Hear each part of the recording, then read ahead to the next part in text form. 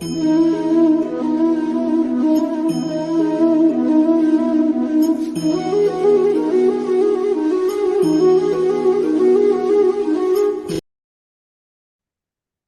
ओम।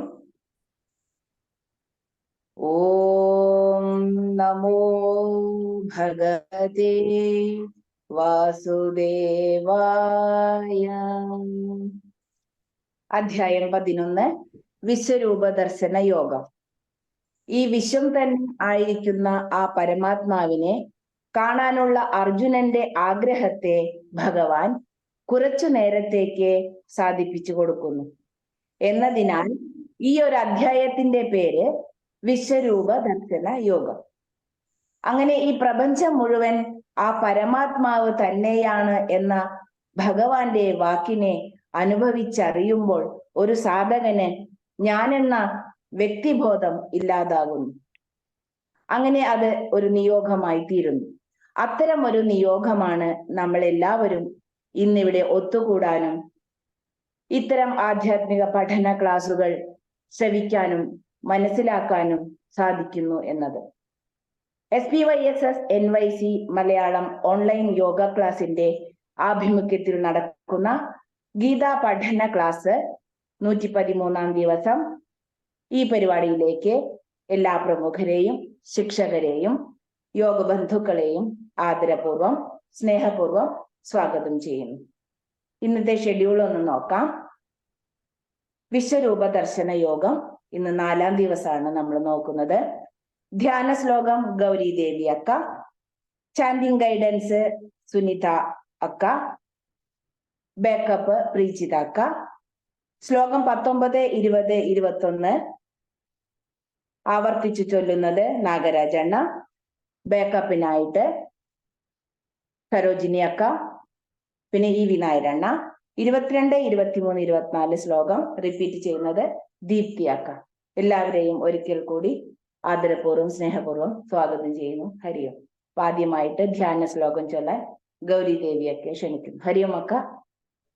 ഹരിയോം. ഓം ശ്രീ ഗുരുഭ്യോ നമഃ. ഓം ശ്രീ ഗണേശായ നമഃ. ഓം ശ്രീ സരസ്വത്യൈ നമഃ. ഓം ഗീതാദേവ്യേ ച വിദ്മഹേ മോക്ഷലക്ഷ്മീ ച ധീമഹി തന്നോ ഗീത പ്രചോദയാത്. ഓം ശ്രീമദ് ഭഗവദ്ഗീത അഥ ധ്യാനം. ഓം പാർത്ഥായ പ്രതിബോധിതാം ഭഗവതാ നാരായണേന സ്വയം വ്യാസേന ഗ്രഥിതാം പുരാണമുനിനാ മധ്യേ മഹാഭാരതം അദ്വൈതാമൃതവർഷിണീം ഭഗവതീം അഷ്ടാദശാധ്യായിനീം അംബ ത്വാമനുസന്ധദാമി ഭഗവദ്ഗീതേ ഭവദ്വേഷിണീം. നമോസ്തു വ്യാസവിശാലബുദ്ധേ പുല്ലാരവിന്ദായത പത്രനേത്ര യേന ത്വയാ ഭാരതതൈലപൂർണഃ പ്രജ്വാലിതോ ജ്ഞാനമയ പ്രദീപഃ. പ്രപന്നപാരിജാതായ തോത്രവത്രൈകപാണയേ ജ്ഞാനമുദ്രായ കൃഷ്ണായ ഗീതാമൃതദുഹേ നമഃ. സർവോപനിഷദോ ഗാവോ ദോക്താ ഗോപാലനന്ദനഃ പാർത്ഥോ വത്സസുധീർഭോക്ത ദുക്തം ഗീതാമൃതം മഹത്. വസുദേവസുതം ദേവം കംസചാണൂരമർദ്ദനം ദേവകീ പരമാനന്ദം കൃഷ്ണം വന്ദേ ജഗദ്ഗുരും. ഭീഷ്മദ്രോണതടാ ജയദ്രഥജലാ ഗാന്ധാര നീലോപലാ ശല്യഗ്രാഹവതീ കൃപേണ വഹനീ കർണേന വേലാകുലാ. അശ്വത്ഥാമാ വികർണഘോരമകരാ ദുര്യോധനാവർത്തിനി സോത്തീർണ ഖലു പാണ്ഡവൈരണനദീ കൈവർത്തക കേശവഃ. പരാശര്യ വജ സരോജമമലം ഗീതാർത്ഥഗന്ധോത്കടം നാനാഖ്യാനകേസരം ഹരികഥാ സംബോധനാ ബോധിതം ലോകേ സജ്ജന നഷ്ടപദൈരഹരഹൈ കിപേപീയമാനം മുദാ. ഭൂയാത് ഭാരത പങ്കജം കലിമല പ്രധ്വംസിന ശ്രേയസേ മൂകം കരോതി വാചാലം പങ്കും ലംഘയതേ ഗിരിം യത്കൃപാതമഹം വന്ദേ പരമാനന്ദമാധവം യം ബ്രഹ്മാ വരുണേന്ദ്ര രുദ്രമരുതഃ സ്തുന്വന്തി ദിവ്യൈസ്തവൈഃ വേദൈഃ സാംഗപദക്രമോപനിഷദൈ ഗായന്തി യം സാമഗാഃ ധ്യാനാവസ്ഥിത തദ്ഗതേന മനസാ പശ്യന്തി യം യോഗിനോ യസ്യാന്തം ന വിദുഃസുരാസുരഗണാ ദേവായ തസ്മൈ നമഃ.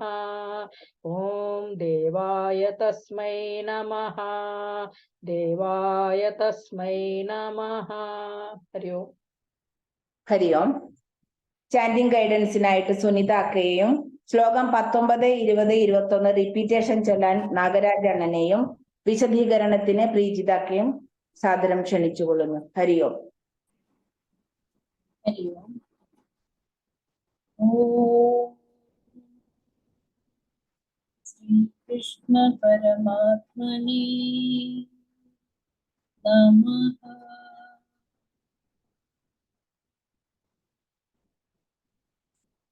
ശ്രീമദ് ഭഗവത്ഗീത അധ്യായം 11 വിശ്വരൂപ ദർശനം. ഭഗവാന്റെ വിശ്വരൂപ ദർശനം. ശ്ലോകം 19.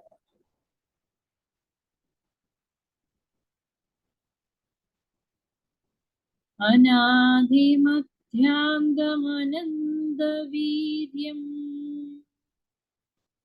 അനാദിമധ്യാന്തമനന്തവീര്യം അനന്തബാഹും ശശിസൂര്യനേത്രം അനന്തബാഹും ശശിസൂര്യനേത്രം പശ്യാമി ത്വാം ദീപ്തഹുതാശവക്ത്രം പശ്യാമി ത്വാം ദീപ്തഹുതാശവക്ത്രം സ്വതേജസാ വിശ്വമിദം തപന്തം സ്വതേജസാ വിശ്വമിദം തപന്തം അനാദിമധ്യാന്തമനന്തവീര്യം അനന്തബാഹും ശശിസൂര്യനേത്രം അനാദിമധ്യാന്തമനന്തവീര്യം അനന്തബാഹും ശശിസൂര്യനേത്രം പശ്യാമി ത്വാം ദീപ്തഹുതാശവക്ത്രം സ്വതേജസാ വിശ്വമിദം തപന്തം പശ്യാമി ത്വാം ദീപ്തഹുതാശവക്ത്രം സ്വതേജസാ വിശ്വമിദം തപന്തം വിശ്വമിദം തപന്തം വിശ്വമിദം തപന്തം. ചേർത്ത് വായിക്കാം. അനാദിമധ്യാന്തമനന്തവീര്യം അനന്തബാഹും ശശിസൂര്യനേത്രം പശ്യാമി ത്വാം ദീപ്തഹുതാശവക്ത്രം സ്വതേജസാ വിശ്വമിദം തപന്തം അനാദിമധ്യാന്തമനന്തവീര്യം അനന്തബാഹും ശശിസൂര്യനേത്രം പശ്യാമി ത്വാം ദീപ്തഹുതാശവക്ത്രം സ്വതേജസാ വിശ്വമിദം തപന്തം. ശ്ലോകം 20. യാവാ പൃഥ്വിപൂരിതമന്തരം ഹി ദ്യാവാ പൃഥ്വിഭ്യോരിതമന്തരം ഹി വ്യാപ്തം ത്വയ്യൈകേന ദിശശ്ച സർവാഃ വ്യാപ്തം ത്വയൈകേന ദിശശ്ച സർവാഃ ദൃഷ്ട്വാദ്ഭുതം രൂപമുഗ്രം തവേദം ദൃഷ്ട്വാദ്ഭുതം രൂപമുഗ്രം തവേദം ലോകത്രയം പ്രവ്യഥിതം മഹാത്മൻ ലോകത്രയം പ്രവ്യഥിതം മഹാത്മൻ യാവാ പൃഥ്വിരോദിതമന്തരം ഹി വ്യാപ്തം ത്വയ്യൈകേന ദിശശ്ച സർവാഃ या वा पृथिव्योरिदमन्तरं हि व्याप्तं त्वयैकेन दिशश्च सर्वाः दृष्ट्वाद्भुतं रूपमुग्रं तवेदं लोकत्रयं प्रव्यथितं महात्मन् दृष्ट्वाद्भुतं रूपमुग्रं तवेदं लोकत्रयं प्रव्यथितं महात्मन् या वा पृथ्वीवोरिदमन्तरं हि व्याप्तं त्वयैकेन दिशश्च सर्वाः दृष्ट्वाद्भुतं रूपमुग्रं तवेदं लोकत्रयं प्रव्यथितं महात्मन् द्या वा पृथिव्योरिदमन्तरं हि व्याप्तं त्वयैकेन दिशश्च सर्वाः दृष्ट्वाद्भुतं रूपमुग्रं तवेदं लोकत्रयं प्रव्यथितं महात्मन् अमीहि त्वां सुरसङ्घा विशन्ति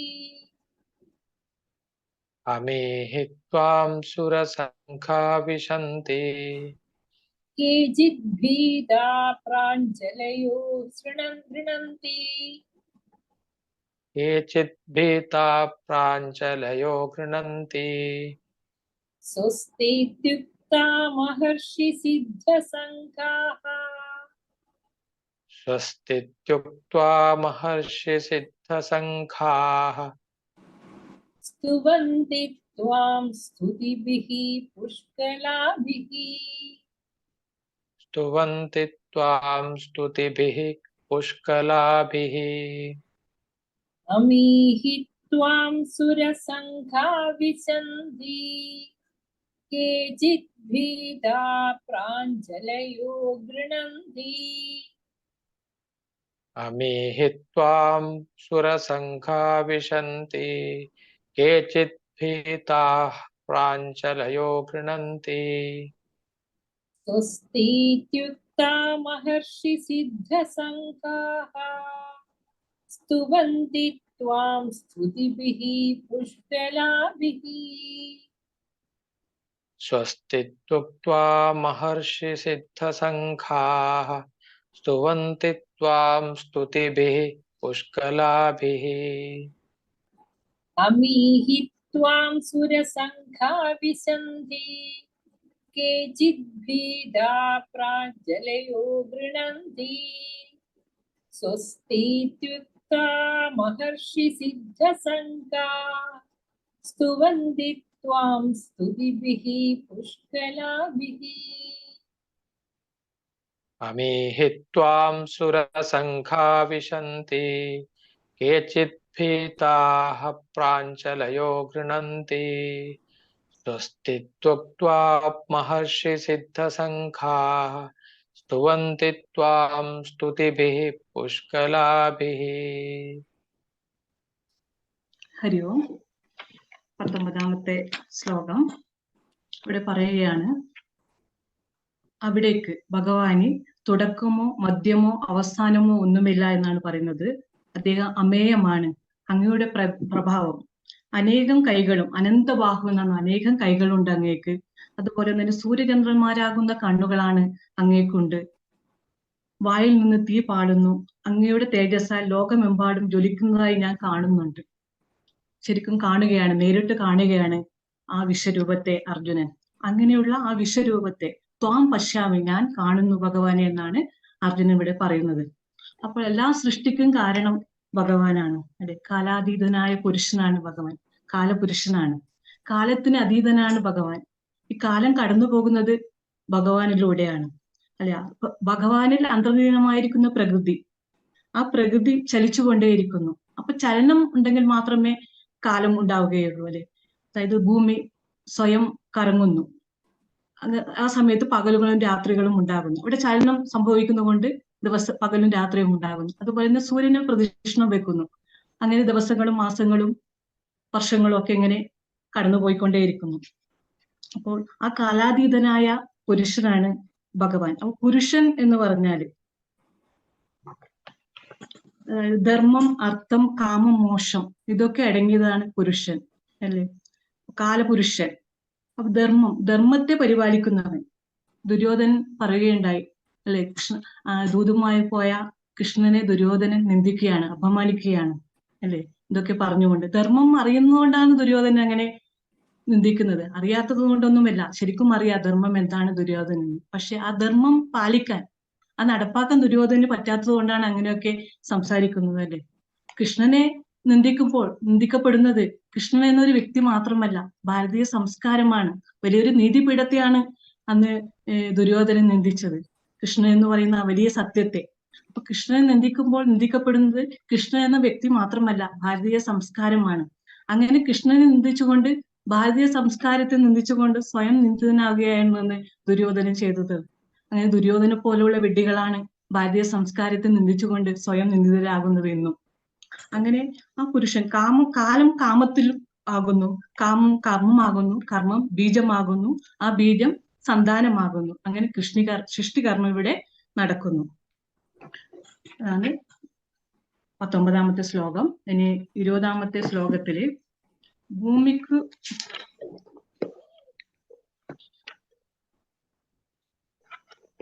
അങ്ങ് ഏകനാണെങ്കിൽ കൂടി ആകാശങ്ങളും ഭൂമിയും സർവ്വദിക്മുഖങ്ങളും അങ്ങയാൽ വ്യാപിക്കപ്പെട്ടിരിക്കുന്നു. സർവോത്തമ, ആശ്ചര്യകരവും ഭയാനകവുമായ ഈ രൂപം കണ്ടിട്ട് ഈ 3 ലോകങ്ങളും സംഭ്രാന്തി കൊള്ളുന്നു. ഭഗവാന്റെ ആ വിശ്വരൂപം കണ്ടിട്ട് 3 ലോകങ്ങളും ഇങ്ങനെ പരിഭ്രമിച്ചു കൊണ്ടിരിക്കുകയാണ്. ഭയാനകമായ ഒരു രൂപമായിരുന്നു അത്. അതെ, അപ്പൊ ഭൂമിക്ക് മേലെ ശൂന്യമായ ഒരു സ്ഥലമുണ്ട് അല്ലെ. ഇപ്പൊ നമ്മൾ ഇരിക്കുന്ന ഈ മുറി ആയത് കാരണം ഇതിന് 4 ചുമരുകൾ വന്നതുകൊണ്ടാണ് ഇതൊരു മുറിയായി മാറിയത്. ഈ ചുമരുകൾ ഇവിടെ തട്ടി മാറ്റിയാൽ ഇവിടെ ശൂന്യമാകും, ഇവിടെ ഒരു സ്പേസ് ഉണ്ടാകും. അപ്പൊ ശൂന്യതയിൽ നിന്നാണ് എല്ലാം ആവിർഭവിക്കുന്നത് അല്ലെ. ഇപ്പോൾ അതായത് ഒരു രാത്രി 12 മണി ഒക്കെ വാച്ച് നോക്കി കഴിഞ്ഞാൽ കാണാം, ആ സമയം കാണിക്കുന്നത് 00.00 എന്നാണ്. 12 മണിക്ക് കാണിക്കുന്നത്. കുറച്ച് കഴിയുമ്പോഴേക്ക് 00.001 എന്നായി മാറും. അപ്പോൾ ടൈം ലെസ്സിൽ നിന്നാണ് ടൈം രൂപപ്പെടുന്നത്. അപ്പോൾ ശൂന്യതയിൽ നിന്നാണ് എല്ലാം രൂപപ്പെടുന്നത് എന്നാണ് ഭഗവാൻ പറയുന്നത്, അർജുനനെ കാണാൻ സാധിക്കുന്നത്. 21ാമത്തെ ശ്ലോകത്തില് പറയുകയാണ്, മനുഷ്യ ശരീരത്തിന്റെ ആ വലിയൊരു മാറ്റം, പരിണാമത്തെയാണ് ഇവിടെ സൂചിപ്പിക്കുന്നത്. പരിണാമങ്ങൾ സംഭവിച്ചു കൊണ്ടിരിക്കുന്നു മനുഷ്യന് അല്ലെ. നമ്മൾക്ക് ബാല്യം, യൗവനം, വാർദ്ധക്യം, അങ്ങനെയൊക്കെ മരണം എന്നൊക്കെ നമ്മുടെ ജീവിതത്തിലൂടെ കടന്നു പോയിക്കൊണ്ടേയിരിക്കുകയാണ്. അപ്പോൾ ആ പരിണാമത്തെ പിടിച്ചു നിർത്തുവാൻ ഒരു ശാസ്ത്രത്തിന് ഇന്നുവരെ സാധിക്കുകയില്ല. നമ്മൾ യൗവനം കുറെ നാളുകളെ പിടിച്ചു നിർത്താൻ നമുക്ക് ഒരിക്കലും സാധ്യമല്ല. അത് അതിന്റെ കാലക്രമേണ അത് മാറിക്കൊണ്ടേയിരിക്കും. അങ്ങനെ അതുപോലെ തന്നെ മാനസികമായ വലിയൊരു പരിവർത്തനവും നമുക്ക് സംഭവിച്ചു കൊണ്ടേയിരിക്കുന്നു. അറിയുമെന്നറിയില്ല, എല്ലാവർക്കും ഒരു ജീവിയുണ്ട്, വേട്ടാളൻ എന്നാണ് അതിനെ പറയുന്നത്. വേട്ടാളൻ, വേറെ സ്ഥലത്ത് അതിന് വേറെ പേരുണ്ടോ എന്ന് എനിക്കറിയില്ല. നമ്മുടെ നാട്ടിലൊക്കെ പറയുന്നത് വേട്ടാളൻ എന്നാണ്. കടന്നല് പോലത്തെ ഒരു പ്രാണി, മഞ്ഞ കളറിലും കറുത്ത കളറിലൊക്കെ ഉണ്ടാകും. അതിങ്ങനെ മുളിക്കൊണ്ട് വരും. അതിൽ ആ ജീവിയിലെ വർഗത്തിൽ എന്തെന്ന് വെച്ചാല് ആണും മാത്രമേ ഉള്ളൂ, പെൺവർഗങ്ങളില്ല. അപ്പോൾ സൃഷ്ടിക്ക് ആണും പെണ്ണും എപ്പോഴും ആവശ്യമാണ്. അപ്പോൾ ഈ വേട്ടാളൻ അതിന്റെ വായിൽ നിന്ന് ഒരു സ്രവം വരും. ആ സ്രവം മണ്ണ് ഉപയോഗിച്ച് അതൊരു കൂടുണ്ടാക്കും. നമ്മുടെ ജനലിന്റെ ഇടയിലും ചുമന്റെ ഇടയിലൊക്കെയാണ് അത് കൂട് ഉണ്ടാക്കുന്നത്. പണ്ട് പറയാറുണ്ട് എന്ന് വെച്ചാൽ വേട്ടാളിന്റെ കൂട് പൊട്ടിച്ചാൽ മൂക്കിന് കുരു വരുമെന്ന്. അതിലെന്തോ ഒരു ശക്തി ഉള്ളത് കൊണ്ടാണ് അങ്ങനെ അത് പറയുന്നത്. ഈ വേട്ടാളൻ ഈ കൂട് കെട്ടിയിട്ട് വേറെ ജീവികളുടെ പുഴുക്കളെ കൊണ്ടുവന്നിട്ട് ആ കൂട്ടിലേക്ക് ഇങ്ങനെ ഇട്ടുവെക്കും. ഒരു പുഴുവിനെ കൊണ്ടുവന്നിട്ട് അതിലിട്ട് വെക്കും. ഇട്ട് വെച്ചിട്ട് ദിവസവും വന്നിട്ട് അതിനെ നോക്കിക്കൊണ്ടിരിക്കും. എന്നിട്ട് അതിലേക്ക് ഇങ്ങനെ കുത്തിക്കൊണ്ടേയിരിക്കും. ഇതിന്റെ വായിൽ നിന്ന് ഒരുപാട് സ്രവങ്ങളും അതും ഇതൊക്കെ വന്നുകൊണ്ടേയിരിക്കും. അങ്ങനെ 21 ദിവസത്തോളം ഇങ്ങനെ ദിവസം അതിനെ കുത്തി അതിനെ വേട്ടാളനെ പോലെ വേറൊരു വേട്ടാളനാക്കി മാറ്റുകയാണ് ചെയ്യുന്നത്. അങ്ങനെയാണ് വേട്ടാളൻ അതിന്റെ വംശം നിലനിർത്തുന്നത്. അപ്പോൾ ആ ഒരു പരിവർത്തനം അവിടെ സംഭവിക്കുകയാണ് ചെയ്യുന്നത്. അങ്ങനെയുള്ള പരിവർത്തനങ്ങൾ നമ്മുടെ എല്ലാവരുടെ മനസ്സിലും ഇങ്ങനെ സംഭവിച്ചു നോക്കുകയാണ്. നമ്മൾ ഒന്നിനെ നോക്കിക്കൊണ്ടിരുന്നു കഴിഞ്ഞാൽ ആ ഒരു മാറ്റത്തിലേക്ക് ആ പരിവർത്തനത്തിലേക്ക് നമ്മൾ സ്വയം പോകുമെന്നാണ് ആ വിശ്വരൂപത്തിലൂടെ നമുക്ക് കാണിച്ചു തരുന്നത്. അതായത് ഈ വിശ്വരൂപ ദർശനം നമുക്ക് കാണിച്ചു തരുന്നത് ഈ ലോകത്തെയാണ്.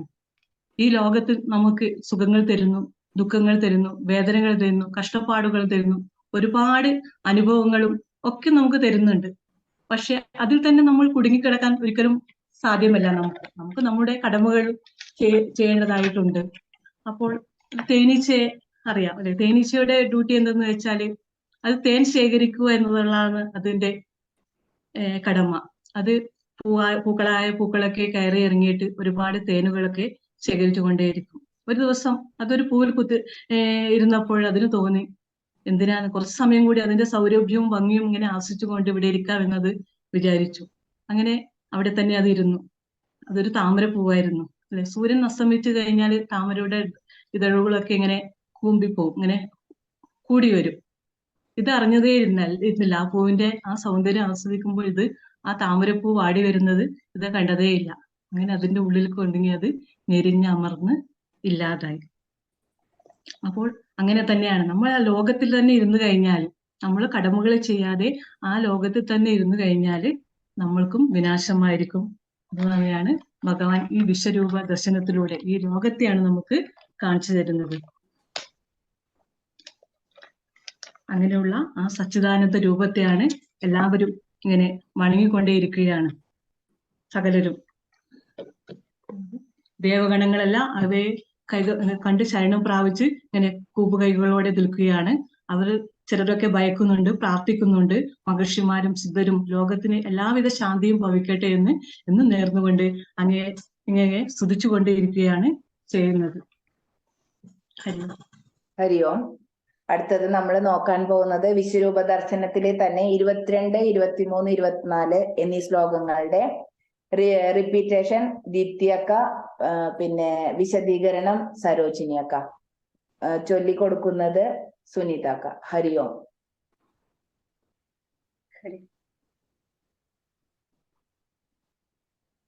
ശ്ലോകം 22. രുദ്രാദിത്യാ വസവോ യേ ച സാധ്യാഃ. രുദ്രാദിത്യാ വസവോ യേ ച സാധ്യാഃ. വിശ്വേശ്വിനൗ മരുതശ്ചോഷ്മപാശ്ച. വിശ്വൈശ്വിനൗ മരുതശ്ചോഷ്മപാശ്ച. ഗന്ധർവയക്ഷാസുരസിദ്ധസംഘാ. ഗന്ധർവയക്ഷാസുരസിദ്ധസംഘാ. വീക്ഷന്തെ ത്വാം വിസ്മിതാശ്ചൈവ സർവേ. വീക്ഷന്തെ ത്വാം വിസ്മിതാശ്ചൈവ സർവേ. രുദ്രാദിത്യാ വസവോ യേ ച സാധ്യാഃ. രുദ്രാദിത്യാ വസവോ യേ ച സാധ്യാഃ. വിശ്വേശ്വിനൗ മരുതശ്ചോഷ്മപാശ്ച.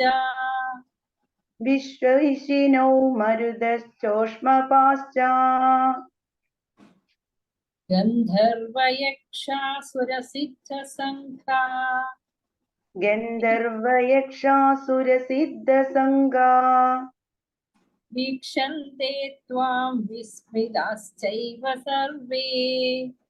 വീക്ഷന്തെ ത്വാം വിസ്മിതാശ്ചൈവ സർവേ. 4 ലൈൻ ചേർത്ത് ചൊല്ലാനി.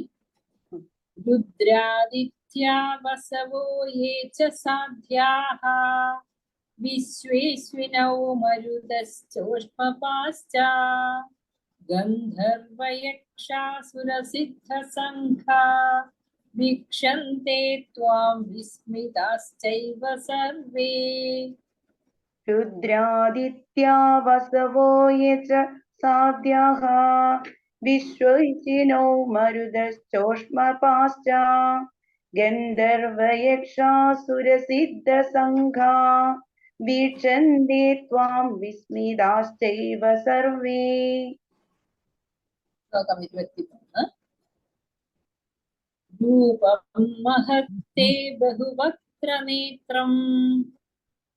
രൂപം മഹത്തേ ബഹുവക്ത്രനേത്രം. മഹാബാഹോ ബഹുബാഹുരൂപാദം. മഹാബാഹോ ബഹുബാഹുരുപാദം. ബഹൂദരം ബഹുദംഷ്ട്രാകരാളം.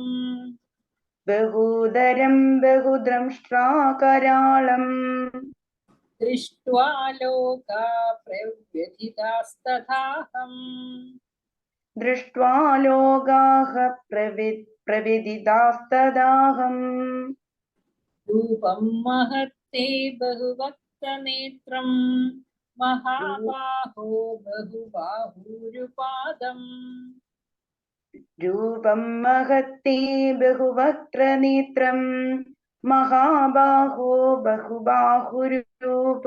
ബാഹൂരുപാദം बहूदरं बहुदंष्ट्राकराळं दृष्ट्वा लोका प्रव्यथितास्तथाहम् ബഹൂദരം ബഹുദംഷ്ട്രാകരാളം ദൃഷ്ട്വാ ലോകാഃ പ്രവ്യഥിതാസ്തദാഹം रूपं महत्ते बहुवक्त्रनेत्रं महाबाहो बहुबाहूरुपादम् बहूदरं बहुदंष्ट्राकराळं दृष्ट्वा लोका प्रव्यथितास्तदाहम् രൂപം മഹത്തേ ബഹുവക്ത്രനേത്രം മഹാബാഹോ ബഹുബാഹൂരുപാദം ബഹൂദരം ബഹുദംഷ്ട്രാകരാളം ദൃഷ്ട്വാ ലോകാഃ പ്രവിദിതാസ്തദാഹം അടുത്ത ശ്ലോകത്തിലേക്ക് പോകാം. ശ്ലോകം 24. നഭസ്പൃശം ദീപ്തമനേകവർണം നഭസ്പൃശം ദീപ്തമനേകവർണം വൃത്താനനം ദീപ്തവിശാലനേത്രം വ്യത്താനനം ദീപ്തവിശാലനേത്രം ദൃഷ്ട്വാ ഹി ത്വാം പ്രവ്യതിദാന്തരാത്മാ ദൃഷ്ട്വാ ഹി ത്വാം പ്രവ്യതിദാന്തരാത്മാ ഹൃദിം ന വിന്ദാമി സമം ച വിഷ്ണോ ധൃതിം ന വിന്ദാമി സമം ച വിഷ്ണോ നഭസ്പൃശം ദീപ്തമനേകവർണം വ്യാത്താനനം ദീപ്തവിശാലനേത്രം നഭസ്പർശം ദീപ്തമനേകവർണം വ്യാത്താനനം ദീപ്തവിശാലനേത്രം ദൃഷ്ട്വാ ഹി ത്വാം പ്രവ്യതിദാന്തരാത്മാ ധൃതിം ന വിന്ദാമി സമം ച വിഷ്ണോ ദൃഷ്ട്വാ ഹി ത്വാം പ്രവ്യതിദാന്തരാത്മാ ധൃതിം ന വിന്ദാമി സമം ച വിഷ്ണോ നഭസ്പൃശം ദീപ്തമനേകവർണം വ്യാത്താനനം ദീപ്തവിശാലനേത്രം ദൃഷ്ട്വാ ഹി ത്വാം പ്രവ്യതിദാന്തരാത്മാ ധൃതിം ന വിന്ദാമി സമം ച വിഷ്ണോ നഭസ്പൃശം ദീപ്തമനേകവർണം വ്യാത്താനനം ദീപ്തവിശാലനേത്രം ദൃഷ്ട്വാ ഹി ത്വാം പ്രവ്യതിദാന്തരാത്മാ ധൃതിം ന വിന്ദാമി സമം ച വിഷ്ണോ. ഹരി ഓം.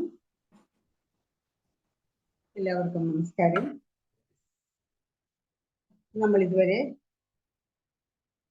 21 വരെയുള്ള ശ്ലോകങ്ങളാണ് പഠിച്ചത്. അടുത്തത് 22ാമത്തെ ശ്ലോകം ഒന്ന് വായിക്കാം. രുദ്രാദിത്യ വസവോ യേ ച സാധ്യ വിശ്വേശ്വിനൗ മരുതശ്ചോഷ്ണപാശ്ച ഗന്ധർവ യക്ഷാസുര സിദ്ധ സംഘ വീക്ഷന്തേ ത്വാം വിസ്മിതാശ്ചൈവ സർവേ. അതായത് ഇത്രയും നേരം നമ്മൾ കണ്ടത് അർജുനൻ ഈ വിശ്വരൂപം കണ്ട് വിസ്മയിച്ചു നിൽക്കുന്നതാണ് കണ്ടത്.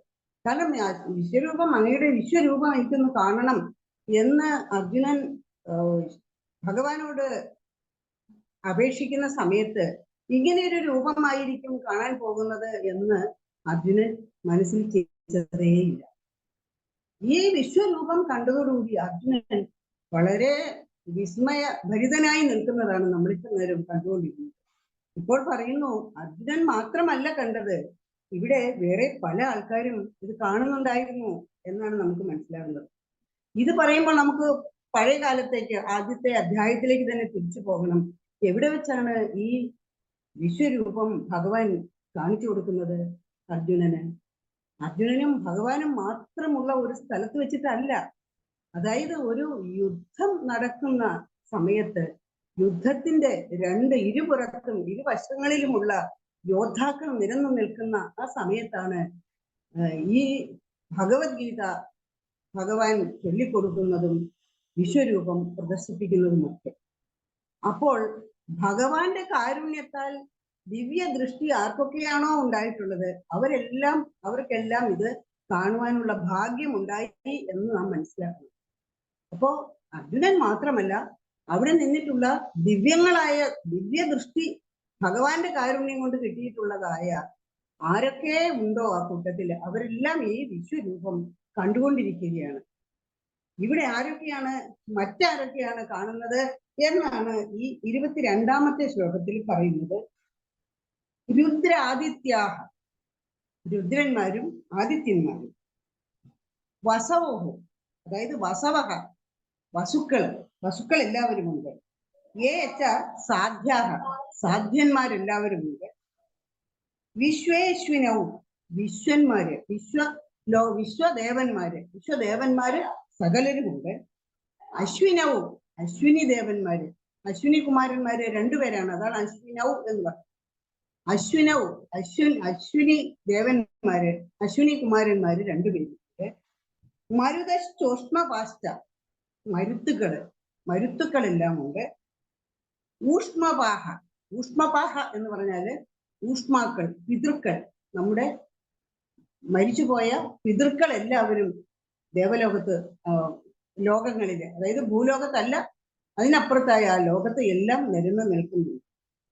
ഗന്ധർവ യക്ഷ അസുര സിദ്ധ സംഘ, ഗന്ധർവന്മാരുണ്ട്, യക്ഷന്മാരുണ്ട്, അസുരന്മാരുണ്ട്, സിദ്ധന്മാരുണ്ട്, അവരുടെ എല്ലാം സംഘം ഉണ്ട്. ഇവരെല്ലാവരും ഇവരെല്ലാവരും വീക്ഷിച്ചുകൊണ്ടിരിക്കുകയാണ് ഭഗവാന്റെ ഈ വിശ്വരൂപം.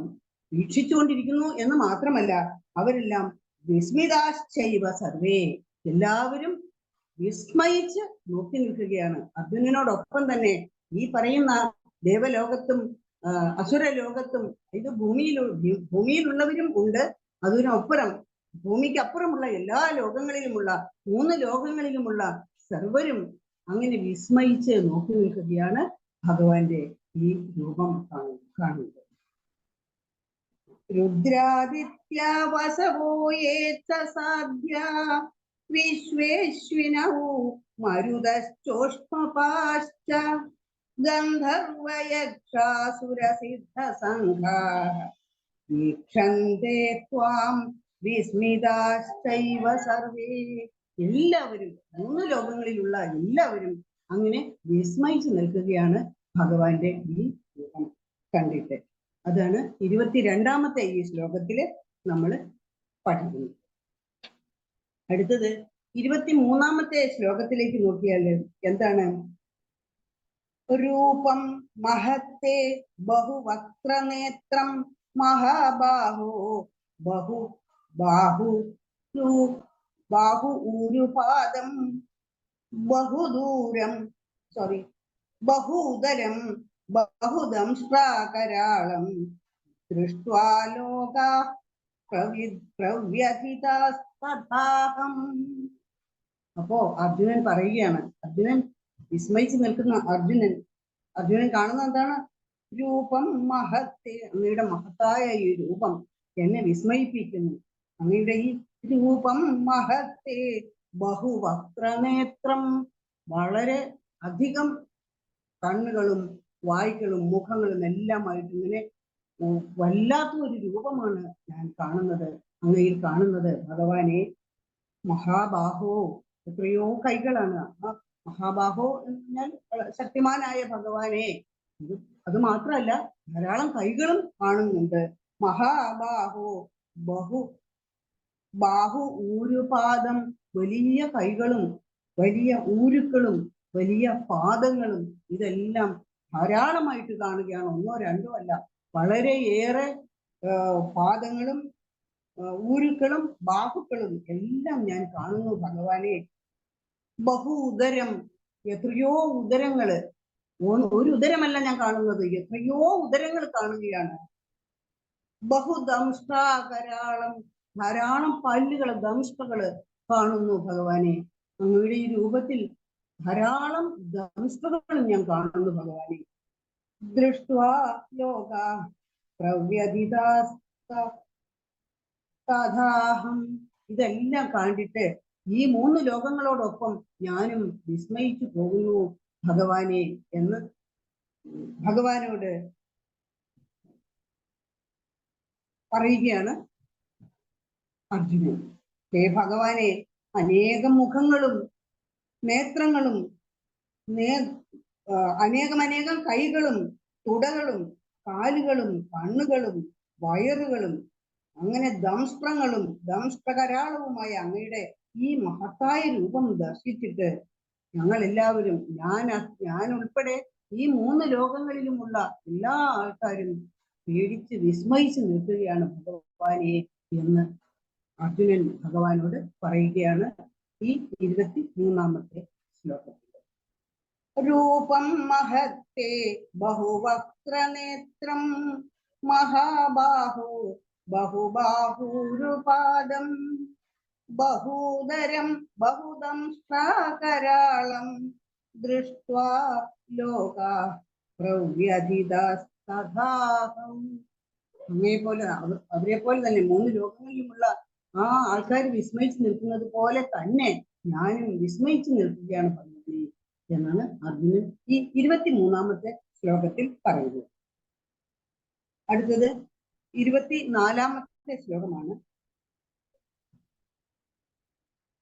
നഭ സ്പൃശം, നഭ ആകാശം, നഭസ്പൃശം ദീപ്തമനേകവർണം വ്യാക്താനനം ദീപ്തവിശാലനേത്രം ദൃഷ്ട്വാ ഹി ത്വാം പ്രവ്യധിതാന്തരാത്മാ ഹൃതിം ന വിന്ദാമി ശമം ച വിഷ്ണോ. അതിന് എന്താ ചെയ്യേണ്ടതെന്നുള്ളത് അറിയില്ല. ഈ രൂപം എങ്ങനെയെങ്കിലും ഒന്ന് മറഞ്ഞാൽ മതി എന്നാണ് ഇപ്പോൾ പ്രാർത്ഥന. ആദ്യം അർജുനൻ തന്നെ ചോദിച്ചിട്ടാണ് എനിക്ക് അങ്ങയുടെ ആ വിശ്വരൂപം ഒന്ന് കണ്ടാൽ കൊള്ളാം എന്ന് പറഞ്ഞിട്ടാണ് ഭഗവാൻ ഈ വിശ്വരൂപം കാണിച്ചത്. വിശ്വരൂപം കണ്ടു കഴിഞ്ഞപ്പോഴേക്കും അർജുനന് അത് പണ്ട് ഇതുപോലെ തന്നെ ദേവകി ഭഗവാന്റെ ജനന സമയത്ത് തന്നെ ദേവകിയെ ഭഗവാൻ വിശ്വരൂപം കാണിച്ചു. ഇത് കണ്ടു തൊഴുതുടനെ ദേവകി എന്താ പറഞ്ഞത്? അയ്യോ ഭഗവാനെ, അങ്ങ് ഇത് പെട്ടെന്ന് എന്റെ മുമ്പിൽ നിന്ന് മറയ്ക്കണേ എന്ന് പ്രാർത്ഥിക്കായിരുന്നു.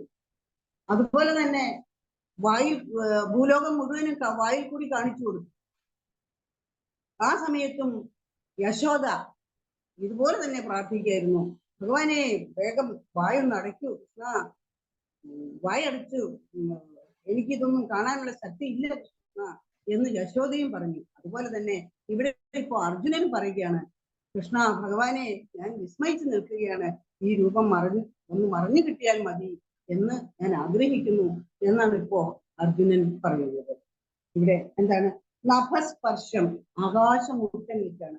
നഭസ് ആകാശം, ആകാശത്തിന് സ്പർശിച്ചുകൊണ്ട് നിൽക്കുന്ന അത്ര ഉയരത്തിലാണ് അത്രയും വലിപ്പമുള്ള ഒരു രൂപമാണ് ഞാൻ കാണുന്നത്.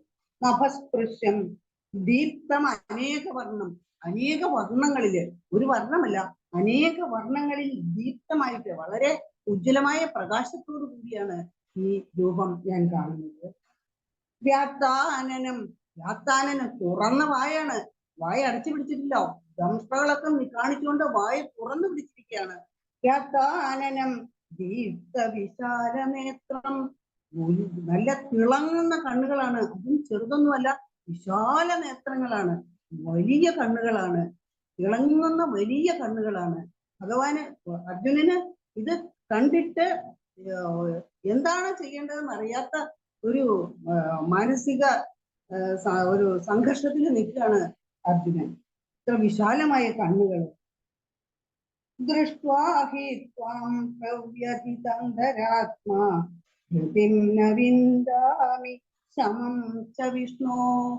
എന്റെ ഭഗവാനെ, എനിക്ക് എന്താണ്, എനിക്ക് എന്താ ഉള്ളതെന്ന്, എന്റെ മനസ്സിൽ എന്താണെന്ന് എനിക്ക് പറയാൻ പറ്റുന്നില്ല. വിസ്മയമാണോ അതോ സമമുമില്ല. അതായത് എനിക്ക് സമാധാനവുമില്ല, എന്നാൽ അത്യധികം വിഷണ്ണനാണ് ഞാൻ, അത്യധികം ആകാംക്ഷ ഭരിതനാണ് ഞാൻ. എന്റെ മനസ്സിൽ എന്തൊക്കെയാ കടന്നു പോകുന്നെന്ന് എനിക്ക് തന്നെ നിശ്ചയമില്ല എന്നാണ് പറയുന്നത്. ധൃതിം ന വിന്ദാമി ശമം. ഒരു ധൃതി എന്ന് പറഞ്ഞാൽ ധൈര്യമാണ്. എന്റെ ധൈര്യമെല്ലാം ചോർന്നു പോവുകയാണ് കൃഷ്ണ. അതുപോലെ തന്നെ എനിക്ക് ശമം കിട്ടുന്നില്ല, സമാധാനം കിട്ടുന്നില്ല ഭഗവാനെ.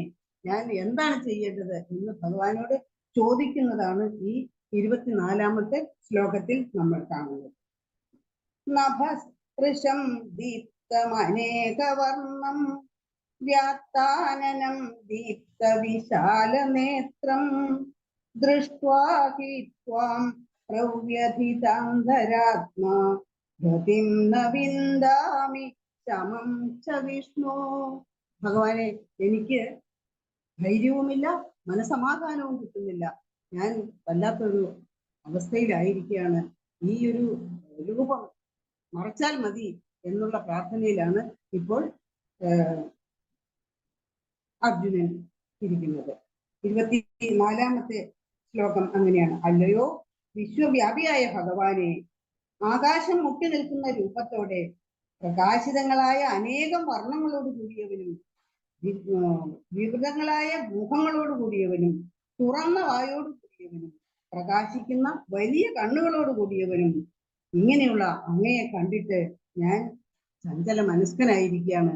എനിക്ക് ശമം ഇല്ല, എനിക്ക് ധൃതിയില്ല. എന്റെ ധൃതിയും ചോർന്നുപോയി, എന്റെ ധൈര്യവും ചോർന്നുപോയി, എന്റെ സമാധാനവും ചോർന്നുപോയി. കൃഷ്ണ, ഈ രൂപം മറച്ചാൽ മതി എന്നുള്ള ഒരു അപേക്ഷയിലേക്കാണ് അർജുനൻ പോയിക്കൊണ്ടിരിക്കുന്നത്. അർജുനന്റെ അവസ്ഥ നമുക്കറിയാം. നമ്മള് ഈ 1-ാമത്തെ അധ്യായം മുതൽ നമ്മൾ കണ്ടുകൊണ്ടിരിക്കുന്നതാണ് അർജുനന്റെ ഓരോ അവസ്ഥയും. ആദ്യം ഞാൻ വളരെ ധൈര്യത്തോടു കൂടിയാണ് അർജുനൻ ഈ യുദ്ധരംഗത്തേക്ക് വന്നത്. എനിക്ക് ആരോടൊക്കെയാണ് ഞാൻ നേരിടേണ്ടത്, എനിക്കതൊന്ന് കാണണം, എനിക്ക് എല്ലാവരെയും ഒന്ന് കാണണം കൃഷ്ണ.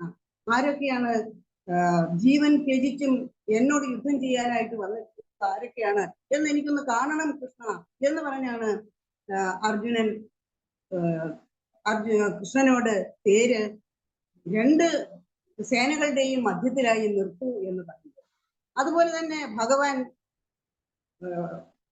2 സേനകളുടെയും മധ്യത്തിലായിട്ട് രഥം കൊണ്ട് നിർത്തിക്കഴിഞ്ഞ ധൈര്യത്തോടുകൂടി ഇറങ്ങി വന്ന അർജുനൻ കാണുന്ന എന്താണ്, 2 വശങ്ങളിലും നമ്മുടെ ഭാഗത്തുമുണ്ട് മറുഭാഗത്തുമുണ്ട് എന്റെ സഹോദരങ്ങള്, എന്റെ മിത്രങ്ങള്, എന്റെ അച്ഛനമ്മ, എന്റെ അച്ഛന്മാര്, വലിയച്ഛന്മാര്, ചെറിയച്ഛന്മാര്, അങ്ങനെയൊക്കെയുള്ള അച്ഛന്മാര്, അമ്മാവന്മാര്, ബന്ധുജനങ്ങള്, ഇവരെല്ലാം 2 വശത്തും നിൽക്കുകയാണ്. ഇവരോട് ഞാൻ എങ്ങനെ യുദ്ധം ചെയ്യും? എന്റെ ഗുരുക്കന്മാര്, എന്റെ ഗുരുവിനോട് ഞാൻ എങ്ങനെ യുദ്ധം ചെയ്യും? എന്റെ പിതാമഹനോട് ഞാൻ എങ്ങനെ യുദ്ധം ചെയ്യും? എനിക്ക് വയ്യ കൃഷ്ണ എന്ന് പറഞ്ഞ ഉടനെ തേർത്തട്ടിൽ തളർന്നു വരുന്ന ഒരു അർജുനെയാണ് നമ്മൾ ആദ്യം കാണുന്നത്. ഈ തേർത്തട്ടിൽ തളർന്നു വീണ കൃഷ്ണനെ എങ്ങനെയെങ്കിലും ഏത് വിധേനയെങ്കിലും പൊക്കിക്കൊണ്ടുവരിക, യുദ്ധം ചെയ്യുക. ഇത് ധർമ്മയുദ്ധമാണ്. ധർമ്മം ജയിക്കുക എന്നുള്ളത് അത്യാവശ്യമാണ്. ഭഗവാൻ എന്തിനാണ് അവതരിച്ചിരിക്കുന്നത്? ധർമ്മ സംസ്ഥാപനാർത്ഥായ അല്ലെ സംഭവാമി യുഗേ യുഗേ. ധർമ്മം സ്ഥാപിക്കുന്നതിന് വേണ്ടി, ലോകത്ത് ധർമ്മം നിലനിർത്തുന്നതിന് വേണ്ടി മാത്രമാണ് ഭഗവാൻ അവതരിച്ചിട്ടുള്ളത്. അപ്പോ ഈ ധർമ്മയുദ്ധം അനിവാര്യമാണ്. അർജുനനെ എങ്ങനെയെങ്കിലും പൊക്കിയെടുത്ത് യുദ്ധത്തിന് പര്യാപ്തനാക്കി കൊണ്ടുവരിക എന്നുള്ളത് ഭഗവാന്റെ കർത്തവ്യമാണ്. അതിനുവേണ്ടി ഭഗവാൻ ഓരോ യോഗങ്ങളും, കർമ്മയോഗം, ധ്യാനയോഗം, സന്യാസയോഗം, കർമ്മസന്യാസയോഗം, ഇങ്ങനെ വിഭൂതി യോഗം, ഇതെല്ലാം ഓരോ യോഗങ്ങളിലായിട്ട് ഭഗവാൻ 10 അധ്യായങ്ങളായിട്ട് നമ്മൾ പഠിച്ചു കഴിഞ്ഞു. ഈ 10 അധ്യായങ്ങളിലും അർജുനനെ എങ്ങനെയെങ്കിലും യുദ്ധത്തിന് സന്നദ്ധനാക്കി കൊണ്ടുവരിക എന്നുള്ളത് മാത്രമായിരുന്നു ഭഗവാന്റെ ഉദ്ദേശം. അവസാനം ഈ 11-ാമത്തെ അധ്യായമായപ്പോഴേക്കും അർജുനൻ ഏതാണ്ട് യുദ്ധം ചെയ്തേ മതിയാവൂ എന്നുള്ള ഒരു അവസ്ഥയിലേക്ക് എത്തി. എന്നാലും കൺഫ്യൂഷൻ അപ്പോഴും മാറിയിട്ടില്ല. വേണോ വേണ്ടയോ എന്നുള്ള ഒരു കൺഫ്യൂഷൻ മാറിയിട്ടില്ല. അപ്പോ അർജുനൻ ഒരു ഗുരു വേണം. അത് ഭഗവാൻ തന്നെയാണ്. ഭഗവാനെ ഇത്ര നാളും ഞാൻ കളിക്കൂട്ടുകാരനായിട്ടും എൻ്റെ മിത്രമായിട്ടും എൻ്റെ ഒരു സഹോദരനെ പോലെയും കരുതിയിരുന്ന ഭഗവാൻ കൃഷ്ണൻ വെറും കൃഷ്ണനല്ല, എൻ്റെ മിത്രമായ ഒരു കൃഷ്ണനല്ല, അങ്ങ് എൻ്റെ ഗുരുവാണ് എന്ന് പറഞ്ഞിട്ട് താണു വണങ്ങുന്നതാണ് നമ്മൾ കണ്ടത്. അങ്ങനെ താണു വണങ്ങിയതിന് ശേഷമാണ് ഭഗവാനോട് വിശ്വരൂപം, അങ്ങയുടെ ആ രൂപം എനിക്ക് കാണിച്ചു തരണം. അങ്ങ് സാധാരണ ഒരു യോദ്ധാവോ സാധാരണ ഒരു മനുഷ്യനോ അല്ല എന്നെനിക്ക് മനസ്സിലായി. അങ്ങയുടെ ഗുരുവാണ്, എനിക്ക് അങ്ങയുടെ വിശ്വരൂപം കാണണം എന്ന് അർജുനൻ അപേക്ഷിച്ചതിന്റെ ഫലമായിട്ടാണ് ഭഗവാൻ വിശ്വരൂപം കാണിച്ചു കൊടുത്തത്. ഇപ്പോ ഈ വിശ്വരൂപം കണ്ടിട്ട് അർജുനന് വല്ലാത്ത ഒരു മാനസിക അവസ്ഥയിലേക്ക്, അതായത് ഇതെന്താണ് ഈ രൂപം എന്ന് എനിക്ക് മനസ്സിലാകുന്നില്ല. കുറെ കൈകള്, കുറെ കാലുകള്, കുറെ വയറ്, കുറെ മുഖങ്ങള്, ദംഷ്ടകള്, തുറന്ന വായ്, ഇതെല്ലാം കൂടി കണ്ടിട്ട് എനിക്ക് എൻ്റെ ധൈര്യമെല്ലാം ചോർന്നു പോകുന്നു എന്നാണ് അർജുനൻ കൃഷ്ണനോട് പറയുന്നത്. ഭഗവാന്റെ ആ വിശ്വരൂപ ദർശനം കാണാനായിട്ട് അർജുനന് സാധിക്കുകയാണ്. അതിനായിക്കൊണ്ട് അർജുനന് ആ ദിവ്യ ചക്ഷുസ്സിനെ ഭഗവാൻ തന്നെ പ്രദാനം ചെയ്യുന്നു. കാരണം അതിന് യോഗ്യനാണ് അർജുനൻ എന്നുള്ള ഒരു ചിന്ത കൊണ്ട് മാത്രം. അങ്ങനെ ആ വിരാട് രൂപം, നമ്മൾ വിരാട് രൂപം പറഞ്ഞു, ഈ പ്രകൃതി തന്നെ, ഈ വിശ്വം തന്നെ ഭഗവാന്റെ ഓരോരോ ഭാഗങ്ങളായിട്ട് നമ്മൾ വിരാട് രൂപദർശനം നാരായണീയത്തിലൊക്കെ നമ്മൾ പഠിച്ചിട്ടുണ്ട്, ഭാഗവതത്തിലുണ്ട്. ആ വിരാട് പുരുഷനായിരിക്കുന്ന ഭഗവാന്റെ ആ വിശ്വരൂപ ദർശനം കാണിച്ചു കൊടുക്കേണ്ട ഒരു സമയമായി എന്നതുകൊണ്ട് തന്നെ ഭഗവാൻ അവിടെ കാണിച്ചു കൊടുക്കുകയാണ് ചെയ്യുന്നത്. അപ്പോ നമ്മളൊക്കെ മനസ്സിലാക്കേണ്ട ഒരു കാര്യമാണ്, ഈ കാണുന്ന നമ്മൾ ഓരോരുത്തരെയും കാണുന്നു, അവരുടെ ആ ഒരു ഉള്ളിലെ ഒരു രൂപമുണ്ട്, ശരിയായ രൂപം.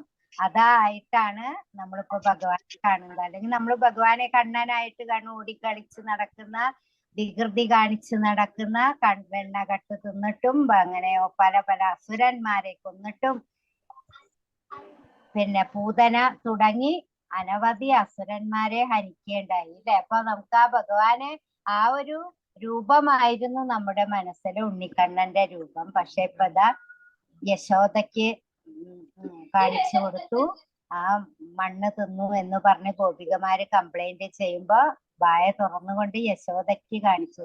പക്ഷെ യശോദ അത് പേടിക്കും എന്നുള്ള ഒരു അറിവ് ഭഗവാൻ ഉള്ളത് കൊണ്ട് ഭഗവാൻ തന്നെ മായയാക്കി അതിനെ മാറ്റി. അല്ലെങ്കിൽ അതൊരു വിശ്വാസമാകില്ലേ അല്ലെ. സ്വന്തം അമ്മയ്ക്ക് തന്റെ ഉണ്ണിക്കണ്ണനോടാണല്ലോ എപ്പോഴും പ്രിയ ഉണ്ടാവുക. അങ്ങനെ അത് കഴിഞ്ഞ് നമ്മൾ അറിയാം, ജന്മനാ തന്നെ ദേവകിക്ക് ആ ചതുർഭുജധാരിയായിക്കൊണ്ടാണ് ശംഖ് ചക്ര ഗദാപത്മത്തെ ധരിച്ച ഒരു രൂപമായിട്ടാണ് അവിടെ കാണിച്ചു കൊടുത്തത്. പക്ഷെ അത് ആ ഉണ്ണിക്കണ്ണനെ കാണിച്ചു തരാനായിട്ട് ദേവകി പ്രാർത്ഥിക്കുന്നുണ്ട്. കാരണം കംസൻ, അതും കൂടെ കംസൻ അറിഞ്ഞാലും പ്രശ്നമാണ്. അപ്പോ അതുകൊണ്ട് വേഗം തന്നെ ഒരു ഉണ്ണിയായിട്ട് കാണാൻ ആഗ്രഹിക്കും. അങ്ങനെ വസുദേവരെ യശോദയുടെ അവിടേക്ക് കൊണ്ടുപോകുന്നു.